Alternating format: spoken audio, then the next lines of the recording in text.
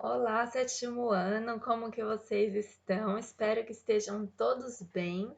E hoje estamos aqui para mais uma aula de ciências. Então vamos pegar o nosso livro 1, estamos quase no fim do quinto capítulo e vamos então, para finalizar quase matriz energética e desenvolvimento sustentável, abrir lá na página então 63.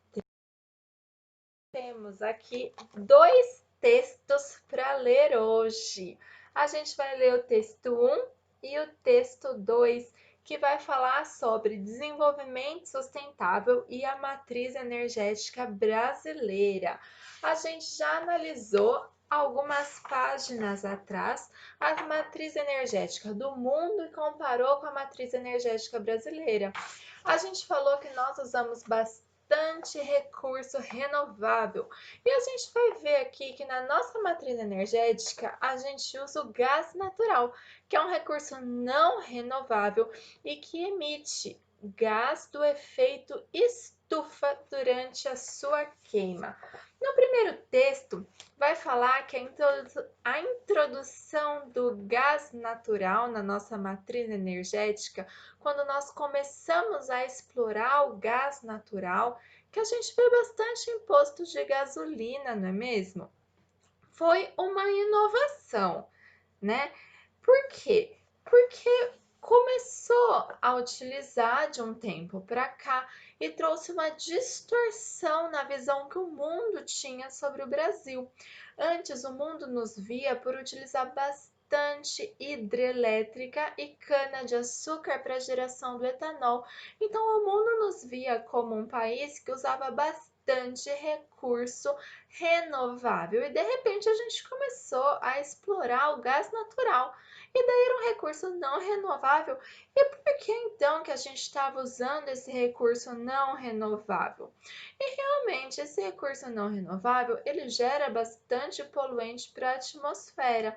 Aumentou o número de doenças respiratórias, de chuva ácida, então traz alguns prejuízos. Mas o que acontece?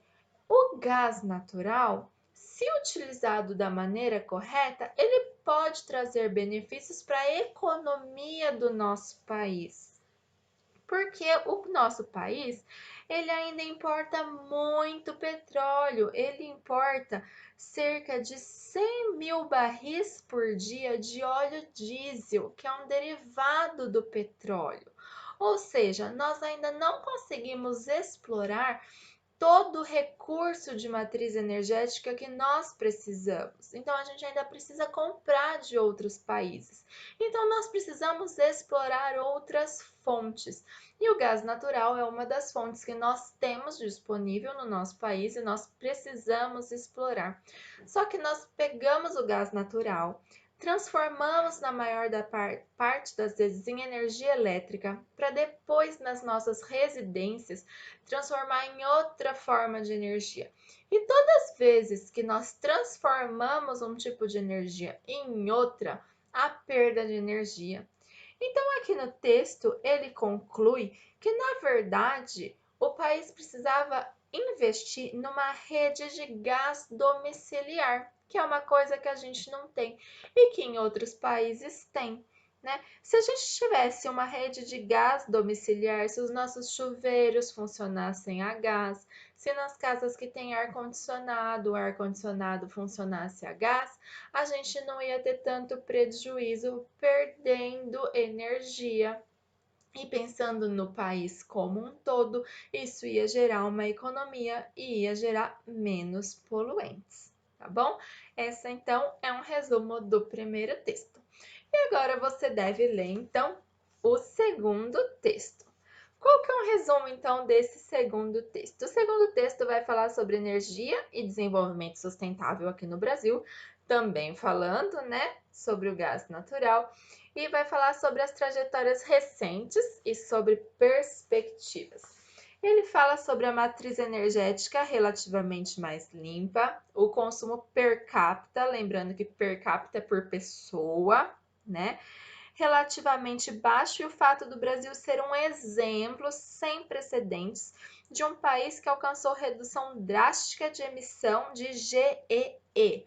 Lembrando que GEE são gases do efeito estufa, não se esqueça.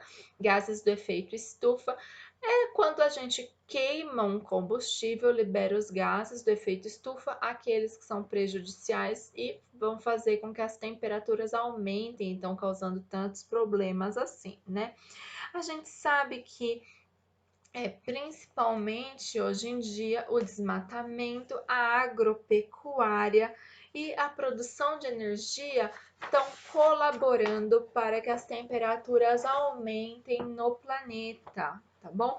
E a exploração do gás natural, o gás natural ele é um recurso não renovável, né? Ele vem de origem fóssil, tá bom?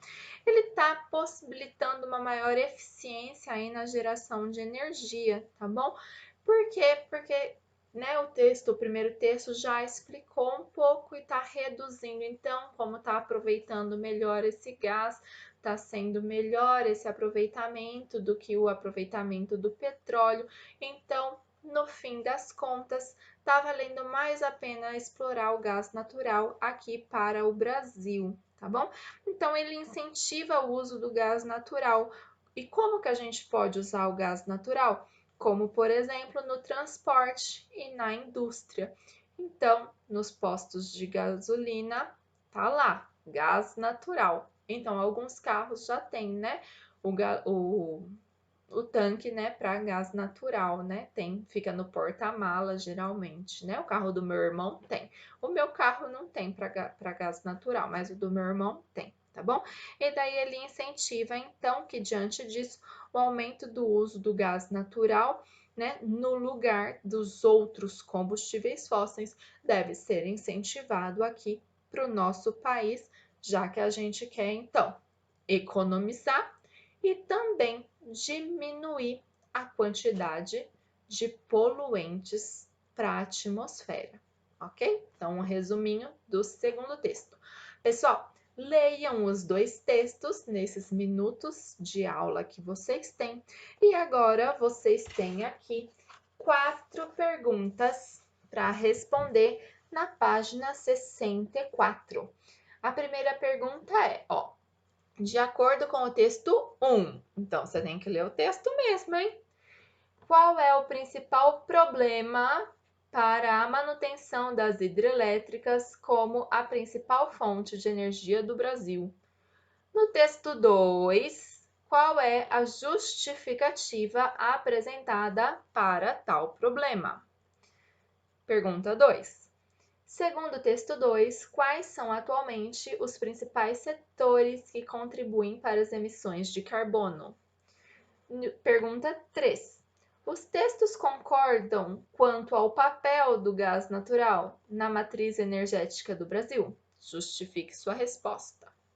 E pergunta 4. Quais são as soluções sustentáveis apontadas para a redução das fontes não renováveis da matriz energética do Brasil? 4 perguntinhas para vocês responderem aí nesses minutos que restam da aula, tá bom? Até a próxima aula, gente. Tchau, tchau!